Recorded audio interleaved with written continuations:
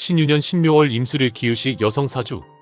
상담자는 화류계에서 오래 활동해온 40대 중반의 여성으로 신유년 신묘월 임술일 기읒이에 태어난 사주를 가지고 있다. 상담자는 남자 인연이 자주 열리지만 하나같이 자신의 돈과 몸만 탐하려 한다고 하소연하였다. 상담자의 표현을 그대로 옮기자면, 왜? 나는 항상 이런 사람들만 만나는 팔자인가? 왜? 내 주변의 남자들은 하나같이 나를 진심으로 대하지 않고 이용하려만 드는가? 라는 깊은 한탄과 상처가 담겨 있었다. 상담자는 수년 동안 반복된 연애 패턴, 인간관계 패턴, 그리고 남성으로부터 받는 상흔들이 누적되어 이번 상담에서 자신의 근본적인 팔자 구조와 앞으로 다가오는 운세, 특히 재물운과 남자운을 명확히 알고 싶어 했다. 상담자의 사주를 펼쳐보면 우선적으로 눈에 띄는 것이 괴강살과 도화살의 중첩, 그리고 반복되는 묘유충 구조이다.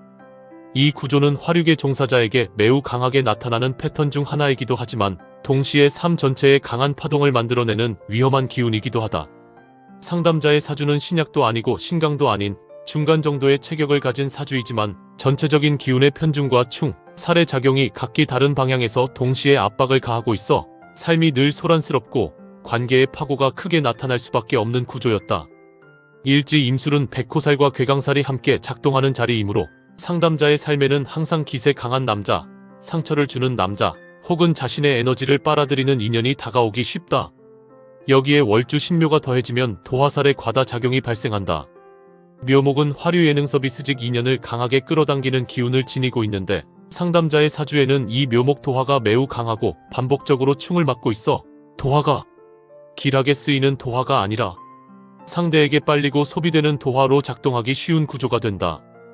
음령으로 보면 유금은 배신령 단절령에 해당한다. 사람 관계가 잘 이어지지 않고 믿음이 쌓이기 전에 끊기거나 사랑한다고 다가오는 이가 결국 상담자의 진심을 배신하고 떠나는 형태로 나타날 가능성이 높다. 단절령은 관계재물 정서의 지속성을 깨뜨리는 힘으로 작용하는데 상담자 사주에서는 이 단절령이 묘유충과 얽혀 반복적으로 작동하고 있다. 또한 일지 술토 자리에는 귀물령의 기운이 작용하고 있다. 귀물령은 삶에서 반복되는 공허감, 슬럼프, 멍해지는 순간, 이유 없이 반복되는 감정적 침체, 혹은 인간관계 연애돈 문제에서 다층적인 꼬임을 초래하는 경우가 많다. 상담자의 월주의 묘목 자리에는 태아령이 존재한다. 태아령은 출생하지 못한 생명 또는 완성되지 못한 조상적 과업과 깊은 관련이 있다.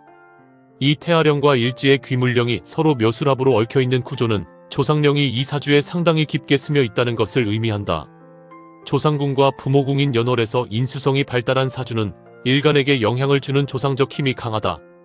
즉, 상담자가 이 삶에서 반복적으로 느끼는 인간관계의 꼬임과 도화의 역작용은 단순히 개인의 성향이나 선택 문제만이 아니라 조상적 영향력의 구조적 작용이 함께 일어나고 있다는 뜻이다. 상담자의 사주는 약신강한 사주로 인수가 과다하며 그에 따라 처제, 즉 재성이 용신이 되어야 하는데 정작 사주에는 재성과 관성이 조화롭지 않다.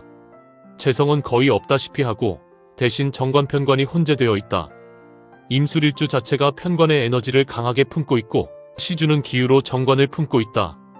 즉 남자가 많고 인연이 많으며 관계가 자꾸 열리는 팔자인데 이것이 행복한 인연으로 이어지지 않고 관성 중첩의 부정성으로 작용하여 상담자의 몸과 마음이 소비되는 형태로 나타나는 것이다. 여기에 묘유충이 반복되면 도화가 술술 열리지만 그만큼 무너지는 흐름도 반복된다. 결국 상담자가 말한 왜 나는 남자를 만나면 다 나를 이용하느냐는 질문은 사주 구조상에서 이미 일정 부분 답이 나온다. 상담자의 도화는 화려하게 타오르는 도화가 아니라 상대가 빼가는 도화이기 때문이다. 올해는 을사년이다. 상담자 사주에서 을목이 작동하면 사주의 묘목이 공명되어 움직이고 그로 인해 묘유충이 활성화된다. 충이 움직이는 해는 다양한 변수가 발생하며 특히 관계 문서 건강 측면에서 예기치 않은 일들이 나타나기 쉽다. 상담자의 경우 올해는 골절 부딪힘 넘어짐과 같은 사고를 유독 조심해야 하는 해이기도 하다. 사화는 상담자의 사주 속 금수와 충돌하여 몸을 다치거나 피곤이 극대화되는 사건을 만들 수 있다. 상담자는 특히 내년 병원년의 재물운과 남자운을 궁금해했다. 이에 따라 육효점으로 재물운을 살폈다. 이번에 얻어진 괴는 천지비괴이며 삼효가 동했다. 천지비는 피, 즉 부정막힘만 물리지 않음한 맞은부 조화 정체를 의미한다. 육효에서 천지비는 겉으로 보기에는 멀쩡해 보여도 내부적으로는 조화가 무너져 있는 상태를 말한다. 사람들이 보기에는 잘 지내는 것처럼 보여도 속에서는 갈등과 맞물리지 않는 에너지들이 존재하는 상태이다.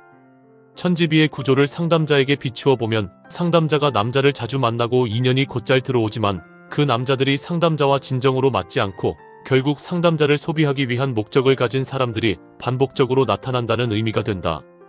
다시 말해 남자운 자체는 끊어지지 않게 들어오는 운이지만 성공하는 남자운이 아니라 실패하는 남자운이라는 뜻이다. 3효가 동하는 것은 매우 의미가 깊다.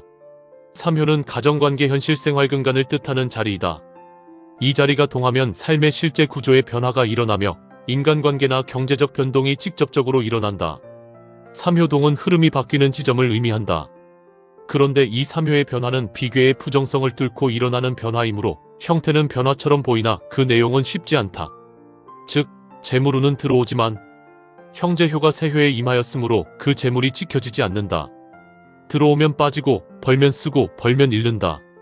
상담자가 당장 목돈을 만질 일이 생기더라도 그것이 그대로 남아 장기 재물이 되기보다는 나갈 곳이 생기고 소비될 가능성이 크다는 뜻이다. 남자운을 묻는 부분도 동일한 의미가 적용된다. 병오년은 상담자에게 도화가 더 크게 발동하는 해이기 때문에 남자 인연이 심하게 들어오는 해이다. 하지만 비괴이므로 좋은 인연이 아니다. 특히 병오년의 화는 상담자의 신금과 충돌하여 감정적 소모, 관계의 변덕, 그리고 불건전한 인연의 접근을 만들 수 있다. 결론적으로 재물운은 들어오긴 하지만 남지 않으며 남자운은 오긴 해도 좋은 인연이 아니고 상담자를 더 소모시키는 인연이 반복될 가능성이 높다. 이 전체 구조를 종합하면 상담자의 고민과 질문은 사주와 육효 모두에서 동일한 메시지를 준다. 첫째, 상담자의 사주는 도화와 충, 괴강과 음령의 조합으로 인해 인연이 많고 빠르게 생기지만 그만큼 빠르게 깨지는 구조이다. 둘째, 조상령과 음령의 스며들미 강함으로 조상적 과업 정리 또는 정화의식이 필요하며 이를 통해 일부 인간관계 패턴이 완화될 가능성이 있다. 셋째, 을사년과 병오년은 모두 화의 기운이 강하여 상담자의 일간을 압박하고 인간관계 건강 문서 및 실질적 재물 흐름에서 불안정성이 나타난다.